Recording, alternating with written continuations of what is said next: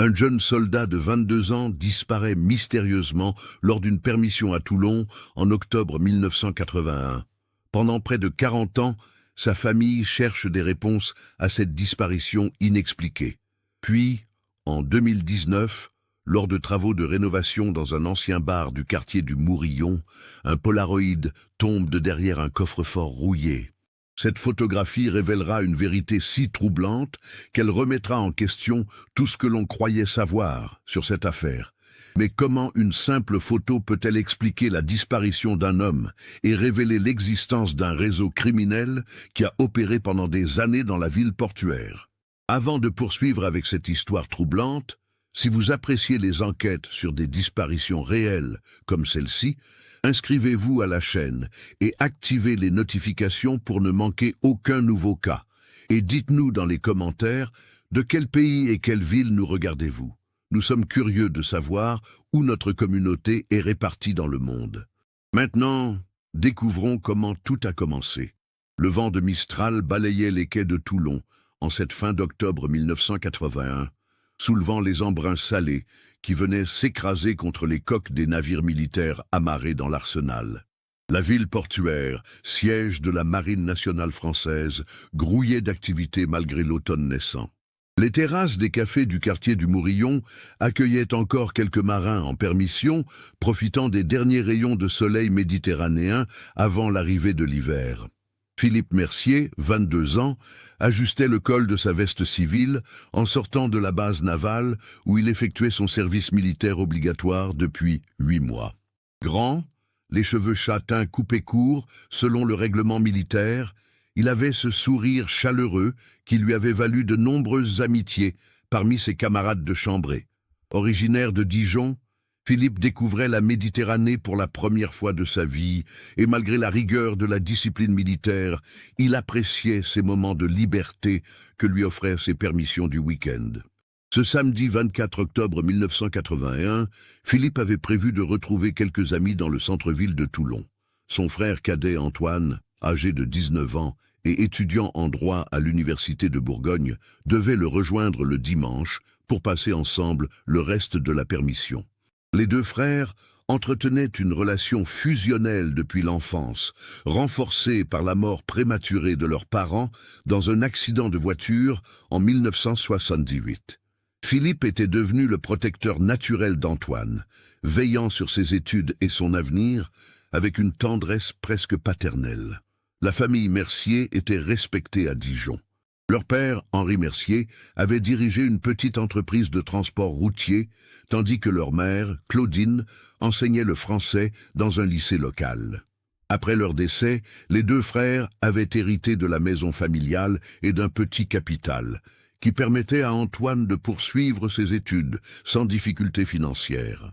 Philippe, quant à lui, avait choisi d'effectuer son service militaire dans la marine, attiré par l'aventure et la possibilité de voyager. Le caractère de Philippe était un mélange fascinant de maturité précoce et de jovialité naturelle. Ses camarades de service le décrivaient comme quelqu'un de fiable, toujours prêt à rendre service, mais aussi capable de détendre l'atmosphère avec son humour subtil et ses anecdotes sur la Bourgogne. Il entretenait une correspondance régulière avec Antoine, lui racontant ses découvertes de la vie méditerranéenne, ses nouvelles amitiés et parfois ses interrogations sur son avenir après le service militaire. Dans ses lettres, Philippe évoquait souvent l'ambiance particulière de Toulon, cette ville où se mélangeaient les traditions militaires séculaires et l'esprit méditerranéen plus décontracté. Il décrivait les soirées au café de la Marine, les discussions passionnées entre marins de différentes générations et cette sensation unique d'appartenir à une communauté soudée par les contraintes et les privilèges de la vie militaire. Ce samedi soir du 24 octobre, Philippe avait rendez-vous à 20 h au café Le Neptune, un établissement situé rue Jean Jaurès, dans le quartier animé près du port. C'était le lieu de rendez-vous habituel des jeunes militaires en permission. Un endroit où l'on pouvait boire une bière en toute tranquillité, jouer aux cartes et parfois rencontrer des civils du même âge. Le patron, Marcel Benedetti, un ancien marin reconverti dans la restauration, entretenait de bonnes relations avec les jeunes soldats et veillait à ce que l'ambiance reste conviviale. Philippe arriva au Neptune vers 19h45, légèrement en avance comme à son habitude. Il commanda une bière pression et s'installa à une table près de la fenêtre, d'où il pouvait observer l'animation de la rue. Plusieurs témoins se souvinrent l'avoir vu ce soir-là. Il portait un jean bleu foncé, une chemise blanche et une veste de cuir marron qu'il avait acheté quelques semaines plus tôt sur le marché de Toulon. Vers 20h15, Philippe fut rejoint par deux de ses camarades de caserne. Jean-Luc Fontaine, 21 ans, originaire de Marseille, et Patrick Delmas, 23 ans, venu de Toulouse. Les trois hommes entretinrent une conversation animée, parlant de leurs projets pour la soirée et évoquant leurs familles respectives. Selon les témoignages recueillis plus tard, l'ambiance était détendue et rien ne laissait présager le drame qui allait survenir. Vers 21h30, un quatrième homme se joignit à leur table. Les témoins le décrivirent comme un civil d'une trentaine d'années, élégamment vêtu d'un costume sombre, aux cheveux noirs gominés et au regard perçant. Il se présenta sous le nom de Michel Carvalho et prétendait travailler dans l'import-export. Cet homme semblait bien connaître la ville et les habitudes des militaires, posant des questions précises sur leur service et leurs permissions. Ce qui frappa plusieurs personnes présentes au Neptune ce soir-là, c'est l'intérêt particulier que Michel Carvalho porta à Philippe. Il lui offrit plusieurs verres, l'interrogea longuement sur sa famille, ses projets d'avenir, et sembla particulièrement attentif quand Philippe mentionna qu'il était orphelin et qu'il ne vivait qu'avec son frère cadet. Cette conversation dura jusqu'à environ 22h45. À ce moment-là, Jean-Luc et Patrick décidèrent de rentrer à la caserne, leur permission se terminant à minuit. Ils proposèrent à Philippe de les accompagner, mais celui-ci déclina l'invitation, expliquant qu'il avait obtenu une permission prolongée jusqu'au lundi matin et qu'il souhaitait profiter encore un peu de la soirée. Ce fut la dernière fois que ses camarades le virent vivant. Selon le témoignage de Marcel Benedetti, le patron du café, Philippe et Michel Carvalho quittèrent ensemble l'établissement vers 23h15. Les deux hommes semblaient en grande conversation, et rien dans leur attitude ne suggérait un quelconque conflit. Carvalho avait réglé l'addition de toute la table et avait laissé un pourboire généreux, ce qui avait marqué le patron. La dernière personne à avoir vu Philippe cette nuit-là fut Simone Rossi, une commerçante du quartier qui rentrait chez elle après avoir fermé sa boutique de vêtements. Vers 23h30, elle aperçut deux hommes correspondant au signalement de Philippe et de Michel Carvalho qui remontaient la rue Gimelli en direction du mont Faron. L'un d'eux, qu'elle identifia plus tard comme Philippe d'après sa veste de cuir, semblait hésitant, tandis que l'autre l'encourageait à avancer en lui tenant le bras. Le lendemain, dimanche 25 octobre, Antoine Mercier arriva à Toulon par le train de 14h20 en provenance de Dijon. Il avait prévu de retrouver son frère à la gare, mais Philippe ne vint pas au rendez-vous. Inquiet, Antoine se rendit d'abord à la caserne où on lui apprit que Philippe n'était pas rentré de sa permission. Les autorités militaires l'informèrent qu'un soldat en permission prolongée n'était pas considéré comme disparu avant 48 heures de retard injustifié. Antoine décida de mener ses propres recherches. Il parcourut le centre-ville de Toulon, interrogea les commerçants, visita les hôpitaux et commissariats. Au café Le Neptune, Marcel Benedetti lui confirma que Philippe était effectivement venu la veille en compagnie de ses camarades, puis était parti avec un homme qu'il ne connaissait pas. Cette information alarma Antoine, qui connaissait la prudence naturelle de son frère aîné. Le lundi 26 octobre, Philippe étant officiellement porté absent sans permission, une enquête militaire fut ouverte. Le capitaine de frégate Laurent Dubourg, officier responsable de la discipline dans l'unité de Philippe, mena les premières investigations avec la rigueur habituelle de la Marine nationale. L'hypothèse privilégiée était celle de la désertion, un phénomène malheureusement courant à l'époque, particulièrement chez les jeunes soldats du contingent qui supportaient mal la discipline militaire. Cette hypothèse officielle ne satisfaisait absolument pas Antoine. Il connaissait intimement son frère et savait que Philippe n'était pas le genre d'homme à abandonner ses responsabilités sans explication. De plus, Tous les effets personnels de Philippe étaient restés dans son casier à la caserne. Ses papiers d'identité, son livret militaire, ses économies et même les lettres qu'Antoine lui avait écrites. Antoine prit la décision de prolonger son séjour à Toulon pour mener ses propres investigations. Il loua une chambre dans un petit hôtel du centre-ville et consacra tout son temps à rechercher son frère. Cette démarche lui coûta une année universitaire, mais il était déterminé à découvrir la vérité sur le sort de Philippe. Les premières semaines d'enquête d'Antoine furent particulièrement éprouvantes. Il interrogea systématiquement tous les établissements fréquentés par les militaires, distribua des photos de Philippe dans tout Toulon et tenta d'obtenir des informations sur le mystérieux Michel Carvalho. Ce nom ne correspondait à aucune inscription dans les registres de l'état civil local et aucun professionnel de l'import-export ne le connaissait. L'enquête officielle piétinait également.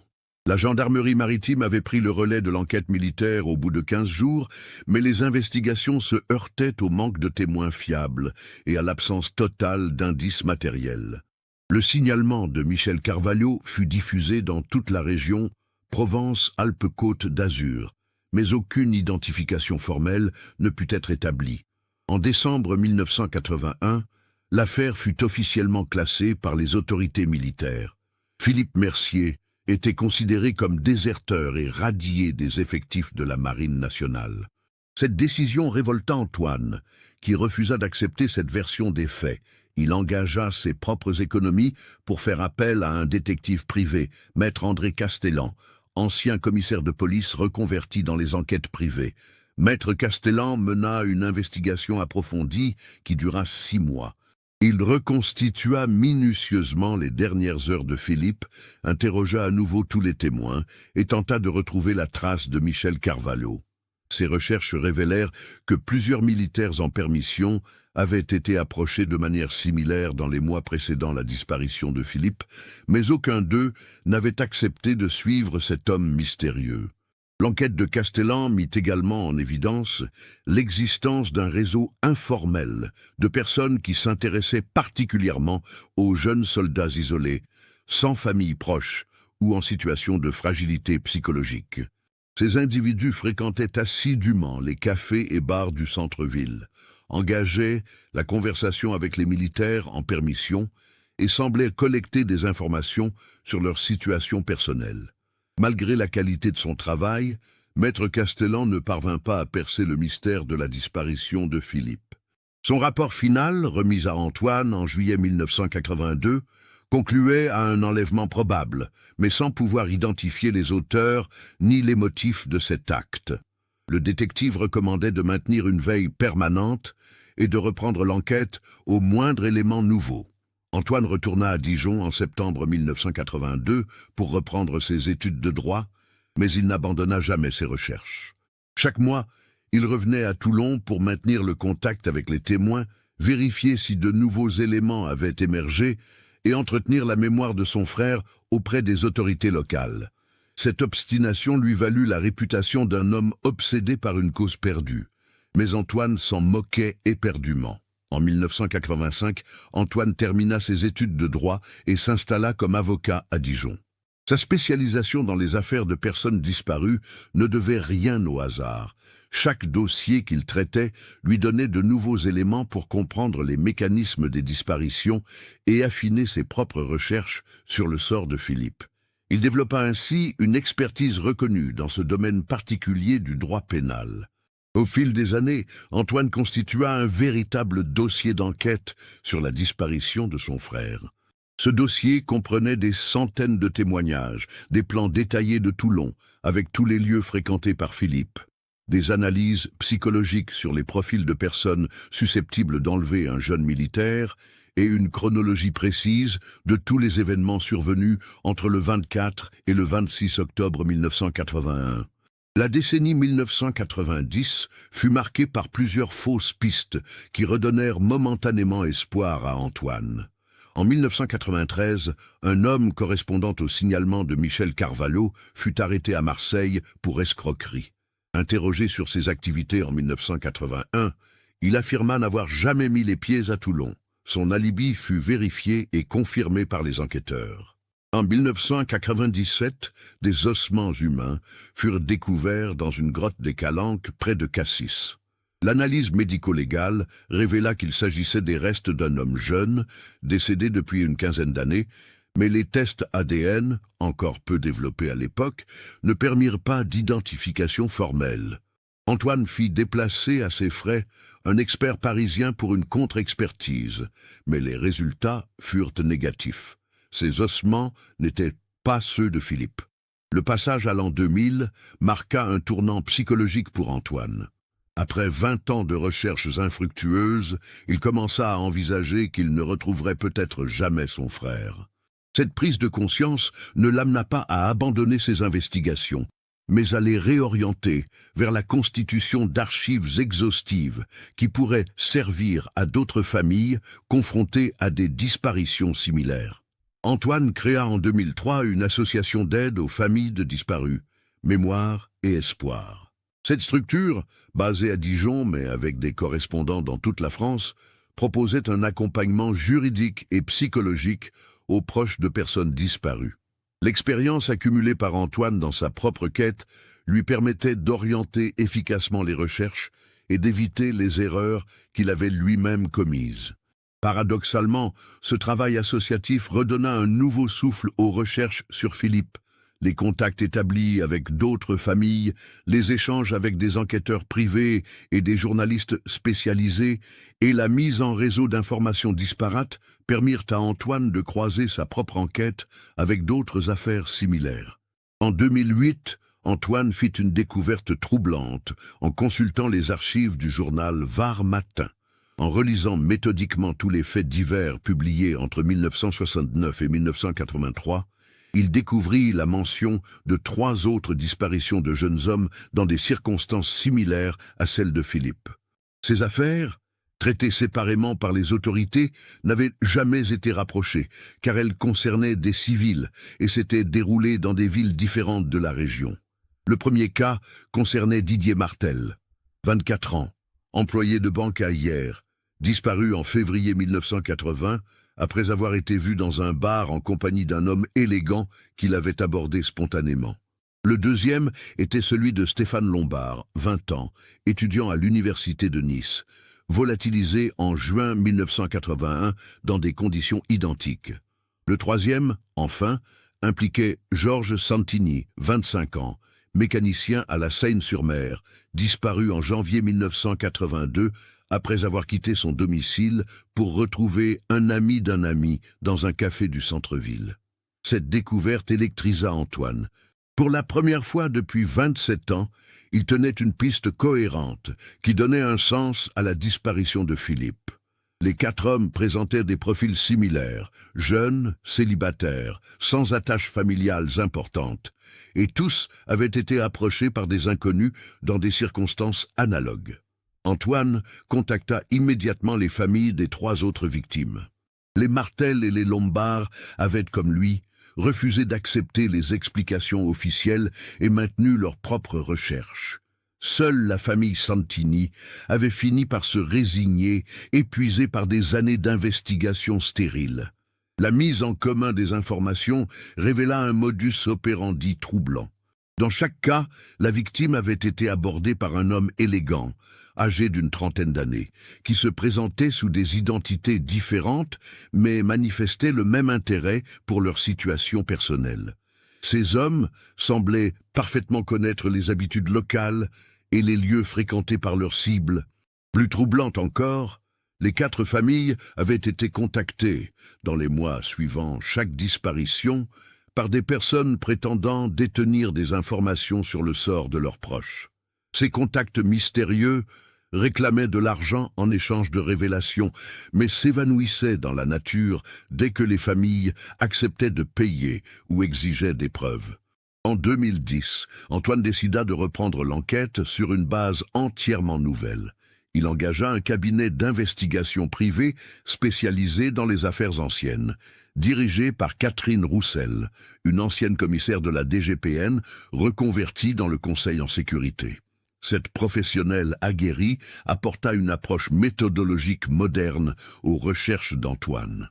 L'équipe de Catherine Roussel entreprit d'abord une analyse criminologique des 4 disparitions. Cette étude révéla que les victimes avaient toutes été sélectionnées selon des critères précis: isolement social, vulnérabilité psychologique, absence de témoins fiables dans leur entourage proche.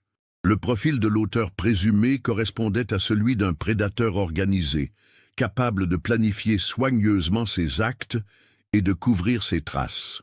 L'enquête moderne permit également de recouper les témoignages grâce aux nouvelles technologies.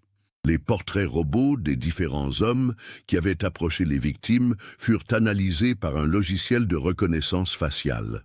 Malgré les variations dans les descriptions, couleur des cheveux, forme du visage, style vestimentaire, le programme détecta des similitudes troublantes qui suggéraient qu'il s'agissait peut-être de la même personne déguisée.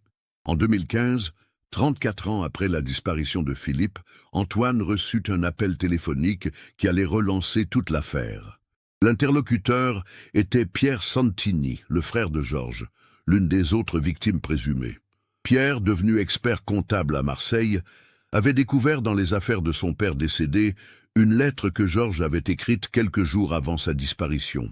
Cette lettre, adressée à ses parents mais jamais envoyée, révélait que Georges avait été contacté par un homme qui prétendait organiser des soirées privées pour une clientèle fortunée. Cet homme, qui se faisait appeler Monsieur Charles, proposait à de jeunes hommes sans situation de participer à ces réceptions moyennant une rémunération substantielle. Georges hésitait à accepter cette proposition, conscient qu'elle cachait probablement des activités illégales, mais tenté par l'argent facile. Cette révélation bouleversa la compréhension que l'on avait de ces disparitions. Il ne s'agissait plus d'enlèvements aléatoires, mais d'un système organisé de recrutement pour des activités clandestines. Les victimes n'avaient pas été enlevées de force, mais attirées dans un piège par l'appât du gain et la promesse d'aventures excitantes.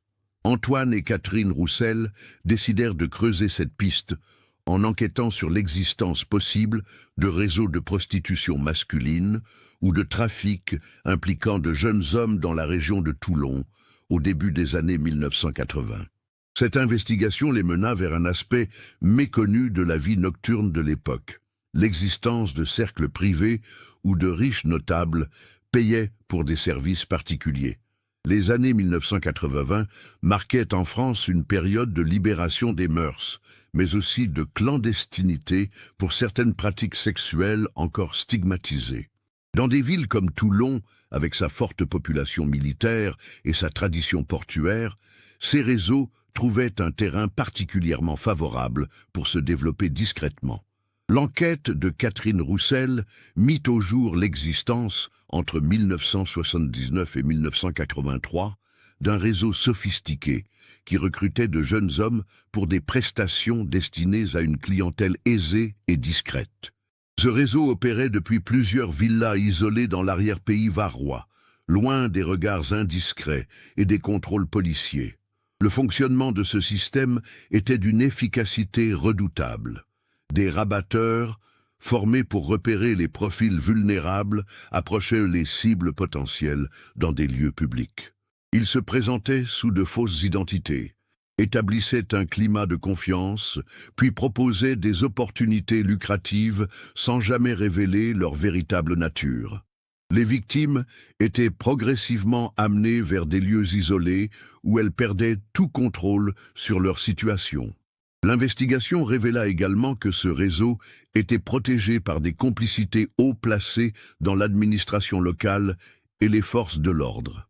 Plusieurs personnalités influentes de la région figuraient parmi la clientèle, ce qui expliquait l'étouffement systématique des enquêtes et le classement rapide des affaires de disparition.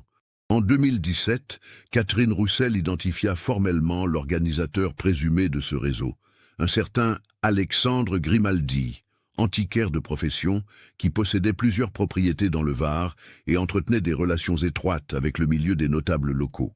Grimaldi était décédé en 1995, emportant ses secrets dans la tombe, mais son nom apparaissait dans plusieurs documents administratifs liés aux propriétés où le réseau était censé opérer. Cette découverte permit enfin de localiser le lieu probable où Philippe et les autres victimes avaient été emmenés.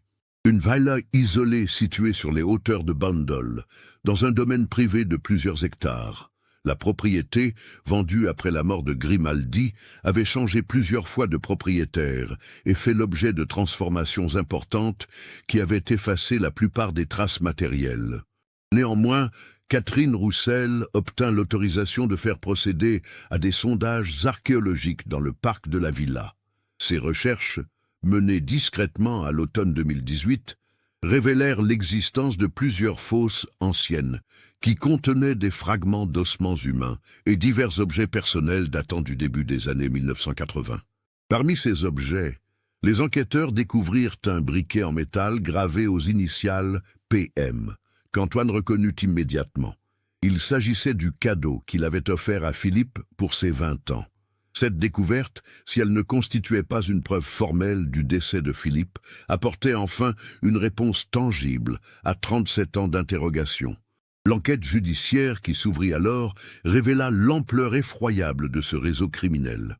Au moins 12 jeunes hommes avaient disparu dans des circonstances similaires entre 1979 et 1983 dans toute la région Provence-Alpes-Côte d'Azur. Tous avaient été attirés par les mêmes promesses d'argent facile et d'aventure, et tous avaient fini par être éliminés quand ils devenaient trop encombrants ou menaçaient de révéler l'existence du réseau.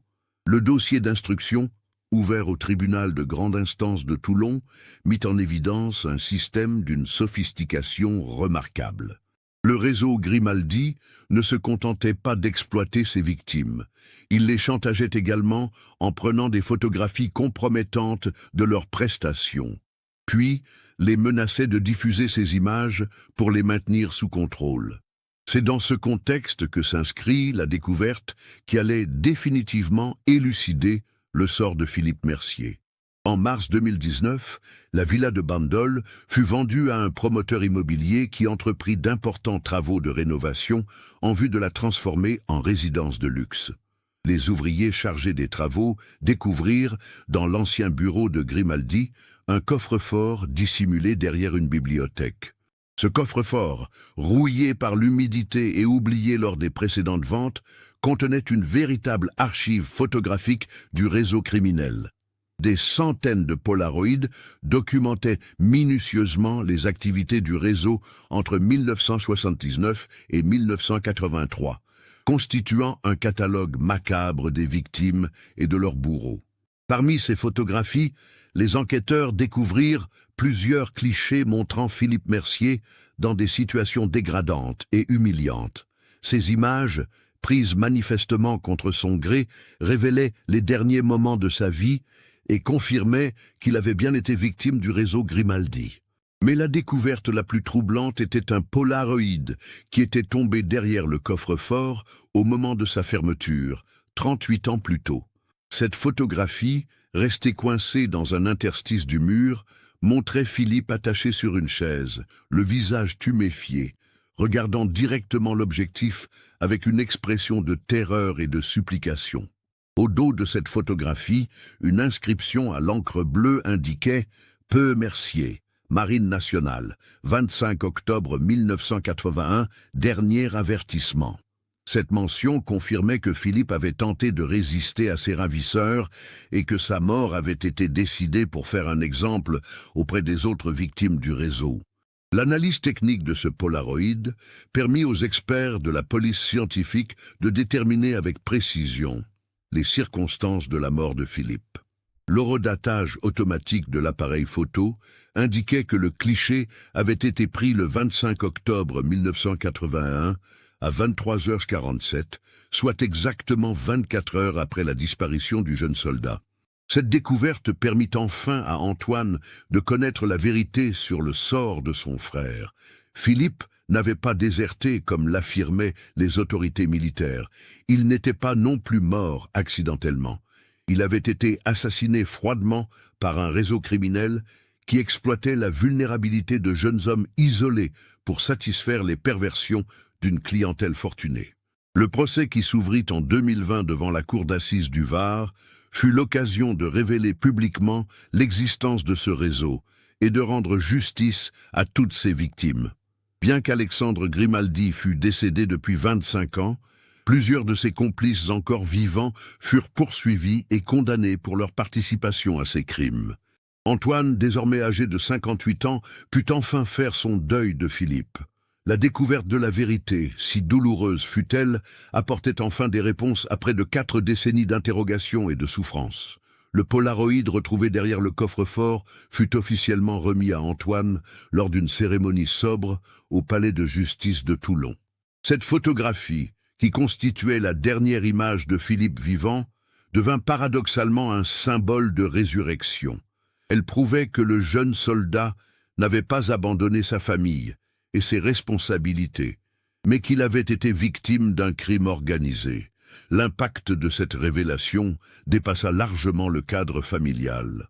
L'affaire Grimaldi, comme la baptisèrent les médias, révéla l'existence d'un phénomène criminel méconnu en France. L'exploitation systématique de jeunes hommes par des réseaux de prostitution masculine liés au grand banditisme. Cette découverte amena les autorités à rouvrir de nombreuses affaires de disparition classées sans suite dans les années 1980. Antoine consacra les années suivantes à aider d'autres familles à découvrir la vérité sur leurs proches disparus. Son association Mémoire et Espoir devint une référence nationale dans l'accompagnement des victimes de disparition.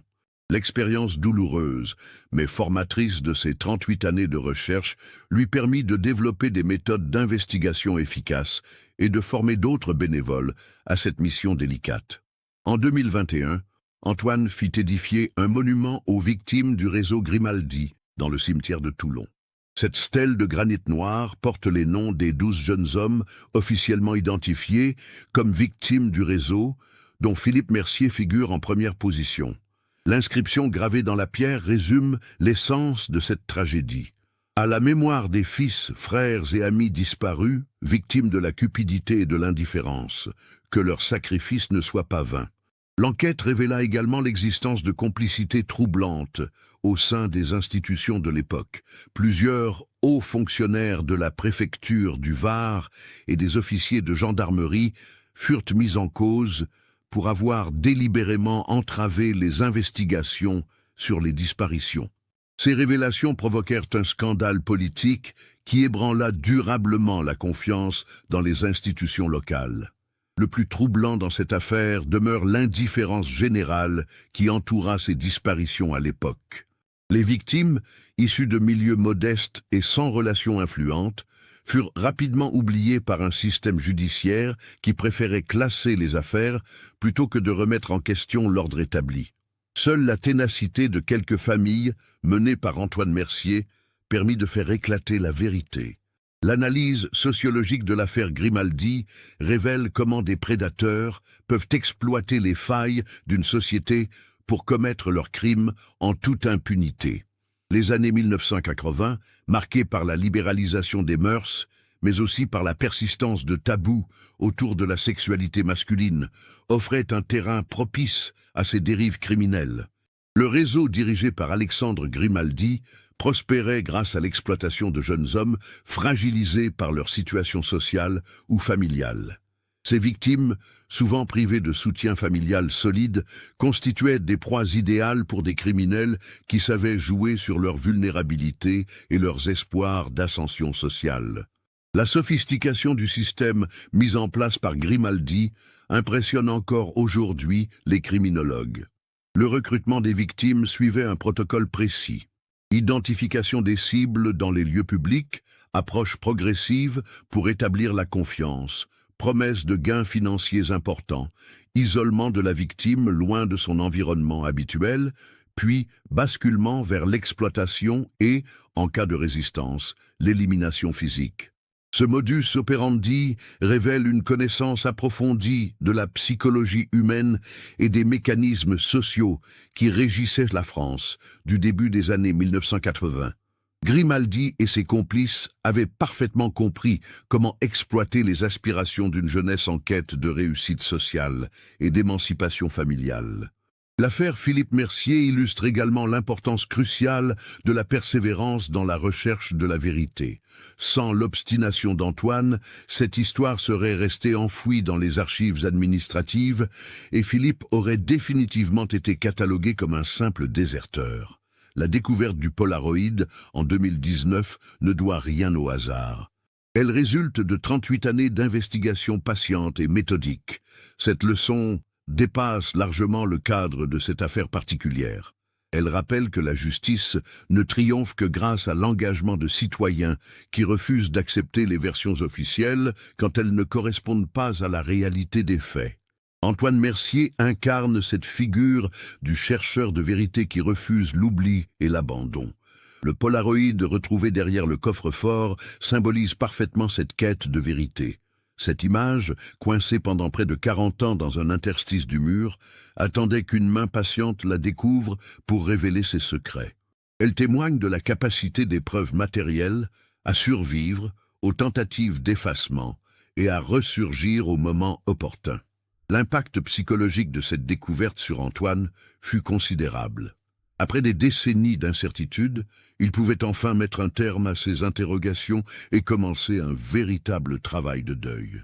La photographie, malgré son contenu terrifiant, apportait la certitude que Philippe n'avait pas choisi de disparaître, mais qu'il avait été victime d'un crime. Cette révélation permit également à Antoine de modifier radicalement sa perception du passé. Les années d'errance et de recherche infructueuse prenaient soudain un sens nouveau. Elles n'avaient pas été vaines puisqu'elles avaient maintenu vivante la mémoire de Philippe et permis, in fine, de découvrir la vérité sur son sort. L'affaire eut des répercussions importantes sur les méthodes d'investigation des disparitions en France. Les autorités judiciaires prirent conscience de la nécessité de ne jamais classer définitivement ces affaires et de maintenir une veille permanente sur les éléments nouveaux susceptibles d'émerger. Le protocole Mercier, du nom d'Antoine, fut adopté par plusieurs parquets pour améliorer le traitement des disparitions inquiétantes. Les révélations sur le réseau Grimaldi amenèrent également les historiens à réexaminer la période des années 1980 sous un angle nouveau. Cette décennie, souvent présentée comme celle de la libération et de l'insouciance, révélait ses zones d'ombre et ses victimes oubliées. L'affaire Philippe Mercier s'inscrit dans cette réévaluation historique d'une époque plus complexe qu'il n'y paraissait. En 2022, Antoine publia un livre témoignage intitulé « Le Polaroid de Philippe, 38 ans de recherche pour une vérité ». Cet ouvrage, écrit dans un style sobre et factuel, retrace minutieusement son parcours de frère endeuillé, devenu enquêteur amateur, puis militant associatif. Le livre connut un succès important et sensibilisa l'opinion publique à la problématique des disparitions non élucidées. L'ouvrage d'Antoine révèle les ressorts psychologiques qui l'ont maintenu dans sa quête pendant près de 4 décennies. L'amour fraternel, bien sûr, mais aussi un sens aigu de la justice et un refus viscéral de l'abandon. Ces motivations profondes expliquent pourquoi Antoine n'a jamais renoncé, même dans les moments de découragement les plus profonds. Le témoignage d'Antoine met également en lumière les difficultés rencontrées par les familles de disparus face à l'indifférence administrative et judiciaire. Ses démêlés avec les autorités militaires, ses confrontations avec des enquêteurs blasés, ses découragements face aux fausses pistes illustrent les obstacles que doivent surmonter ceux qui cherchent la vérité. Aujourd'hui, à 61 ans, Antoine Mercier continue son combat pour la mémoire des victimes oubliées. Son association traite chaque année plusieurs dizaines de dossiers de disparition et accompagne les familles dans leurs démarches. L'expérience acquise lors de ses propres recherches lui permet d'orienter efficacement les investigations et d'éviter les erreurs courantes. L'histoire de Philippe et d'Antoine Mercier rappelle que derrière chaque disparition se cache un drame humain qui mérite attention et respect. Elle illustre également la force de l'amour familial et la capacité de résistance de l'être humain face à l'adversité. Plus généralement, elle questionne notre société sur sa capacité à protéger les plus vulnérables et à rechercher la vérité quand celle-ci dérange les intérêts établis. Le Polaroid retrouvé en 2019 dans la villa de Bandol a changé le destin de deux frères séparés par la mort, mais réunis par l'amour et la vérité.